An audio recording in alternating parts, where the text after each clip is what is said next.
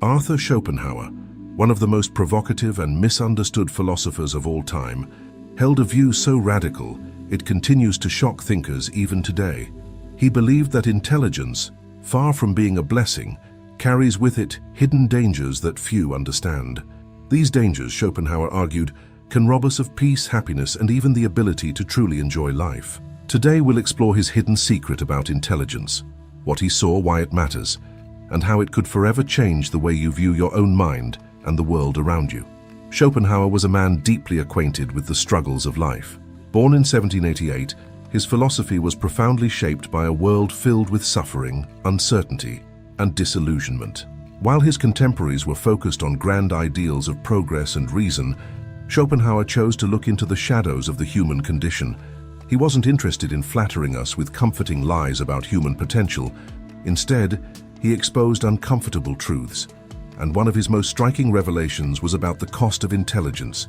To Schopenhauer, intelligence was not merely the ability to solve problems or accumulate knowledge. It was a double-edged sword, a tool that could elevate us to great heights, but also plunge us into the depths of despair. He believed that the more intelligent a person was, the more acutely they experienced life's suffering. Think about it. Have you ever felt that the more you understood the world, the more alienated or disillusioned you became? That's exactly what Schopenhauer meant. Here's the paradox he revealed. Intelligence heightens our awareness, but it also amplifies our sensitivity to pain and imperfection. The brighter the light of our understanding, the darker the shadows it casts. An intelligent mind, according to Schopenhauer, sees through illusions, the comforting lies we tell ourselves to make life bearable. It sees the futility of chasing endless desires, the transient nature of success, and the inevitability of loss. While this awareness can lead to profound insights, it can also leave us feeling isolated, overwhelmed, and detached. Schopenhauer's insights resonate deeply with the concept of existential dread, a term later popularized by thinkers like Søren Kierkegaard and Jean-Paul Sartre. The more we understand the universe and our place within it, the more we are confronted by its indifference. This is a burden that the highly intelligent bear more intensely than others. Schopenhauer argued that this heightened awareness could even erode our ability to find joy in simple pleasures. A less intelligent person might find contentment in mundane routines or shallow pursuits, but an intelligent individual often sees through these distractions, rendering them hollow and unsatisfying. Does this mean intelligence is inherently bad? Not exactly. Schopenhauer recognized its value, but urged us to see it for what it truly is: a tool, not a solution. He believed that many intelligent people fall into the trap of over-relying on their intellect to navigate life, hoping it will lead them to happiness. But happiness, he argued, is not a product of knowledge or reasoning. It is rooted in something much simpler and paradoxically less cerebral: peace of mind. Consider this. How often have you been consumed by overthinking? How many sleepless nights have you spent replaying scenarios in your mind, analyzing, second-guessing, trying to find answers to unanswerable questions? Schopenhauer would say this is the curse of intelligence, a restless mind that cannot stop searching, even when there is nothing to find. At this point, you might be asking yourself, if intelligence is such a double-edged sword, what can we do about it?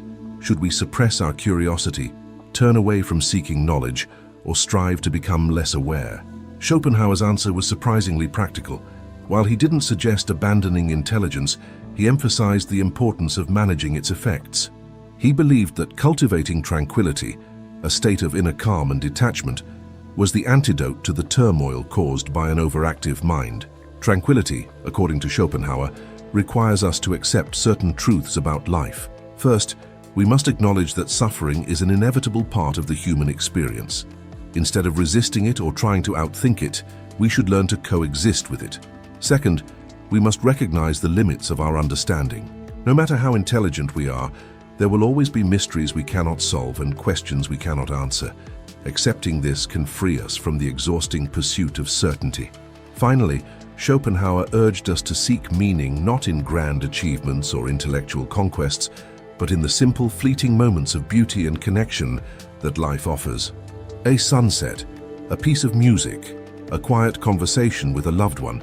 These are the treasures that even the most brilliant mind cannot improve upon. But here's the twist. Schopenhauer also believed that the ultimate form of tranquility lies in letting go of the self, the very entity that craves understanding and control. This radical idea draws from Eastern philosophies, particularly Buddhism, which influenced his thinking. By transcending the ego, Schopenhauer argued, we could free ourselves from the endless cycle of desire and suffering that intelligence so often magnifies. So, what does this mean for you? How do Schopenhauer's insights about intelligence apply to your life? Let's pause for a moment to reflect. Have you ever felt that your intelligence, or your constant drive to understand and analyze, has made you more unhappy than fulfilled? Have you ever wished you could turn off your thoughts, even just for a moment, and find peace in simply being? Share your thoughts in the comments below, because this is a conversation worth having. And remember, we're only just beginning to uncover Schopenhauer's hidden secret about intelligence. What he revealed next might change the way you view not only your mind, but your entire existence. Now let's delve deeper into Schopenhauer's perspective and uncover why he believed intelligence often leads to a profound sense of isolation. To understand this, we must examine a key principle of his philosophy, the will to live. For Schopenhauer, the will to live is the fundamental force driving all existence. It's an insatiable, blind impulse that compels every living being to survive, reproduce, and strive, even in the face of inevitable suffering. This will is irrational, relentless, and most importantly, indifferent to the happiness or well-being of the individual. We are all, in Schopenhauer's words, slaves to the will, caught in an endless cycle of desire and dissatisfaction. Here's where intelligence comes into play. A less intelligent person might live in harmony with the will, pursuing desires without questioning their deeper meaning or purpose. But for the highly intelligent, the story is very different. Their heightened awareness allows them to see through the illusions of the will, to recognize the futility of chasing one desire after another, only to be left unfulfilled. This clarity, however, comes at a cost. It creates a disconnection between the intelligent individual and the rest of humanity. After all, how can you relate to those who are content with superficial pursuits when you see life's deeper, darker truths? This disconnect can make the intelligent person feel like an outsider, an observer, rather than a participant in the human experience. They are burdened by insights that most people never confront, insights that reveal the absurdity and transience of existence. But here's the paradox. Schopenhauer believed that this same intelligence, which isolates and burdens us, also holds the key to transcending the will. How? Through the power of art and contemplation. Art, according to Schopenhauer, offers a unique escape from the suffering of the will. When we engage with art, whether it's music, literature, or visual beauty, we enter a state of pure perception. In these moments, we are no longer consumed by desires or the incessant demands of the will.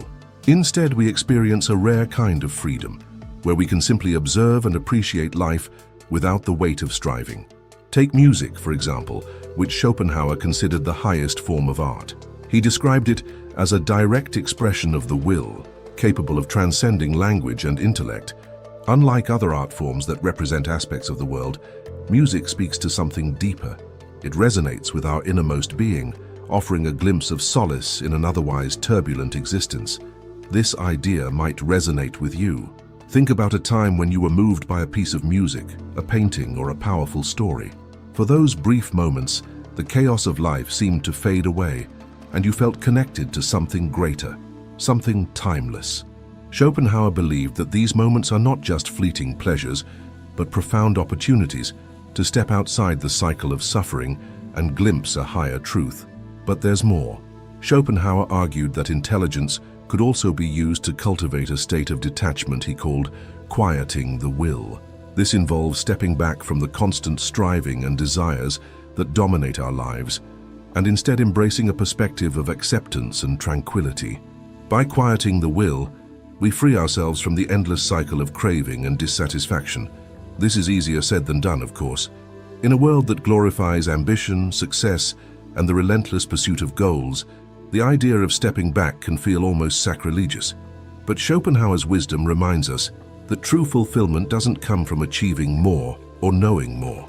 It comes from letting go of desires, of expectations, and even of the need to constantly make sense of everything. Now let me ask you this. Have you ever felt overwhelmed by the pressure to achieve, to keep climbing higher, to always be better? What if the solution isn't to do more, but to do less? What if the key to happiness lies not in adding to your life, but in simplifying it? Think about that for a moment and feel free to share your thoughts below. As we continue, we'll explore Schopenhauer's connection to other great thinkers and how his ideas on intelligence have influenced modern psychology and philosophy. There's a reason his work has endured for centuries. It speaks to the universal struggles of the human condition and offers a path to peace that is as relevant today as it was in his time. And here's the most fascinating part. While Schopenhauer's ideas can feel heavy, even pessimistic, they ultimately point to a profound sense of liberation. By understanding the hidden costs of intelligence and learning to quiet the will, we can achieve a state of clarity and serenity that few ever experience. But how can we apply these lessons in our daily lives? What practical steps can we take to embrace Schopenhauer's wisdom and transform our relationship with intelligence? Stay with me, because what comes next might be the most important revelation of all. Let's now dive into the practical applications of Schopenhauer's wisdom and how his ideas about intelligence and the will can transform your daily life. If you've ever felt trapped by your thoughts or overwhelmed by the weight of your own mind, this is where his teachings can become a source of guidance and empowerment. Schopenhauer believed that the first step toward liberation is awareness. Recognizing the patterns of the will and how they manifest in our lives is crucial. Most of us spend our days chasing desires, wealth, status, recognition, believing that achieving these goals will bring lasting happiness. Yet, as Schopenhauer pointed out, even when we achieve what we want, the satisfaction is fleeting. The mind quickly moves on to the next desire, trapping us in an endless loop. To break free, Schopenhauer suggested a radical shift in perspective. Instead of pursuing external goals, turn inward. Begin to observe your desires without judgment. Ask yourself, why do I want this? What do I hope it will bring me? Often you'll find that the things you chase are rooted in societal expectations or fleeting impulses, not genuine needs. This simple act of introspection can help you detach from the relentless pull of the will. But awareness alone isn't enough. Schopenhauer also emphasized the importance of cultivating mindful detachment. This doesn't mean becoming indifferent to life, but rather learning to engage with the world without being consumed by it. One way to practice this is through meditation or quiet reflection. By sitting in stillness and observing your thoughts, you can create a sense of space between yourself and the constant chatter of your mind. Over time, this practice can help you develop a calm, centered perspective, even in the midst of life's challenges. Another practical tool Schopenhauer advocated is the pursuit of intellectual and artistic nourishment. Remember, he believed that art and philosophy have the power to elevate us beyond the suffering of the will. Engaging with great works of literature, music, or philosophy isn't just a form of escapism. It's a way to connect with deeper truths about existence. When you immerse yourself in a powerful symphony or lose yourself in a profound book, you're experiencing a rare moment of transcendence, a chance to step outside the chaos of daily life and touch something eternal. Schopenhauer's insights also have profound implications for how we relate to others. One of the hidden costs of intelligence, as we've discussed, is the feeling of isolation. Highly intelligent individuals often struggle to connect with those around them, feeling misunderstood or out of place. Schopenhauer's answer to this dilemma was simple yet profound: cultivate compassion. He argued that recognizing the shared suffering of all beings is the key to genuine connection. When we see others not as competitors or obstacles, but as fellow travelers on the same difficult journey, our perspective shifts. This doesn't mean suppressing your intelligence or lowering your standards, but rather using your understanding to bridge gaps, foster empathy, and create meaningful relationships. Now, let's talk about one of Schopenhauer's most controversial ideas: renunciation. He believed that the ultimate path to liberation lies in letting go, not just of desires, but of the ego itself. This concept is deeply influenced by Buddhist philosophy, which Schopenhauer admired. The ego, with its constant need for validation, achievement, and control, is the primary source of our suffering. By loosening its grip, we can find a deeper sense of peace. Of course, renunciation doesn't mean abandoning life or withdrawing from the world entirely. It's about approaching life with a sense of detachment and humility. Instead of clinging to what we want or resisting what we fear. We learn to accept things as they are.